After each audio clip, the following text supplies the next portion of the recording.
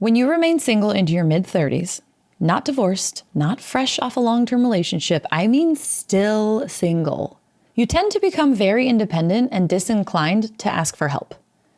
Well, that's what I did anyway. If I wanted something done, I did it myself. I suppose you could also devolve into an emotional, helpless puddle, move back in with your parents, and spend your days doing the spinster's version of Netflix and chill, aka Netflix and fill that void with ice cream. Nice! What's that? There can be a happy medium between the two? Huh. You make an excellent point. I only wish someone had mentioned that, I don't know, a decade ago? Hi, I'm Kelly Shanley, and this is For Love or Peanut Butter, a true life dating podcast in which a seemingly eligible yet perpetually single woman, that's me, finally delves into the why and the how she has remained single into her mid-30s. And she changes her life forever.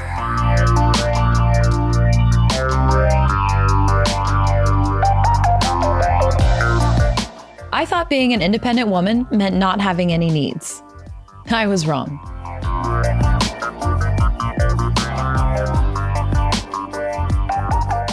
Being considered difficult, demanding, or needy has always been a major fear of mine.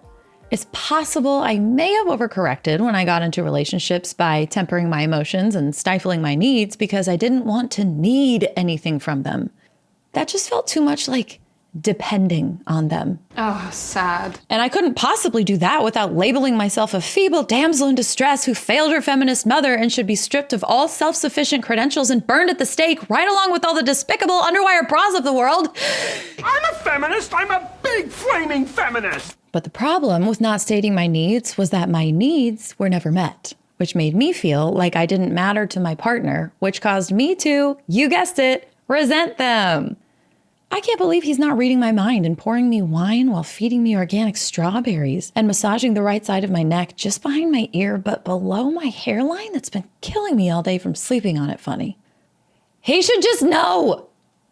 I expected them to check in with me and anticipate my needs just as much as I did for them, but I refused to simply ask for what I needed. How did that not work? My mom always raised me to be very self-sufficient, and I love her for that. But sometimes society loves to paint single women who are simply existing as bra-burning, man-hating, armpit braid-donning feminazis. Don't get me wrong. I do hate bras and would gleefully douse them in gasoline, set them on fire, and light myself a joint with the flames of their demise. But I don't actually hate men. I thought I did for a minute. Well, a few years. But it turns out I just didn't know how to get close to a man without feeling like I was reliant upon him. And in case you're wondering, no armpit braids. Not now, not never. Not once, not never. When I did need to rely on someone, I could always ask my parents for help because A, I was literally their dependent for 18 years, and B, I knew their love was unconditional. Even if they didn't particularly want to help me, they would either do it anyway and still love me, or tell me to get my shit together and still love me. The stakes were low. You're our baby girl. But with romantic partners, I was afraid they would either help me, deem me too needy, and not love me anymore, or not help me, still deem me too needy, and not love me anymore. Either way, in my mind, asking for help equaled he won't love me anymore. Flawlessly logical. As I've gotten older, I see the flaw in this mentality. Anyone who's going to be a significant part of your life is going to have to bring you a roll of toilet paper when you're stranded on the pot at some point. Even your randomly assigned college roommate who shames you for your excessive coffee consumption at the most inopportune moments. I ordered tea, and I told the plumber to fix the toilet. Thanks to Uber, Instacart, and AAA roadside assistance, we can now pawn off some of these urgent calls for help on strangers who will do it for money. But individuals who would kick you out of their lives for merely requesting help are not your people. They are narcissists. Unfortunately, that's hard to see when you're crushing really, really hard on Will, the handsome animator slash boxing enthusiast slash really good kisser you slept with on the first date. Wow. Let's do that again. And one night bring your toothbrush over, not because you plan to leave it there to mark your territory, but because you're someone who is obsessed with having a clean mouth before bed. And somehow that comes across as needing too much from the undefined relationship you're both willingly participating in, and he decides to never hang out with you again without telling you and just vanishes from your life like a ghost. Was it the 1 inch of toothpaste that I took that was asking for too much? All the red flags just look like flags. It's like the freaking Hunger Games out there. The odds were never in my favor. Why would I show any weakness? As it turns out, having needs isn't a weakness. It's an inherent part of being human. We need things from each other constantly, like financial advice, help lifting heavy furniture, hugs, someone to laugh at our jokes, or explain what the hell an NFT is. I still don't get it. It's what separates us from the rest of the animal kingdom. Well, that and our fervent desire to destroy the planet on which we live, but mainly emotional support. Name another species that keeps other creatures as their emotional support animals. Exactly.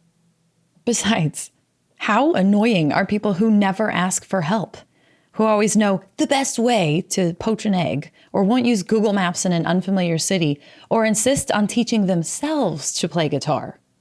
So annoying. And then we're stuck eating their watery eggs, wasting away in avoidable traffic, and cringing through their latest off-key Jack Johnson cover because they refuse to cash in the guitar lessons we so thoughtfully bought them for their birthday. As someone who used to be like that, my official hindsight advice is don't be that person. As it turns out, being annoying is just as repelling to potential partners as being needy, if not more so. Humans actually need to feel needed. It's why we create families and communities and societies, to participate in something larger than ourselves and contribute to the safety and well-being of others. As long as you maintain a good ratio of needing to giving, it's okay to ask for that shoulder to cry on. You're still a badass human being. Besides, if you accidentally drool on said shoulder and that person finds it adorable, you may have just found your soulmate.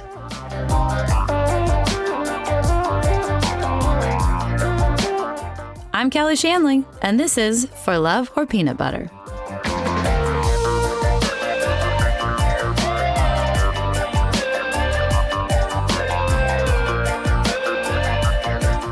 For Love or Peanut Butter is created, written, and performed by me, Kelly Shanley. Produced and edited by Z. Rodriguez-Thomas for Mind Jam Media.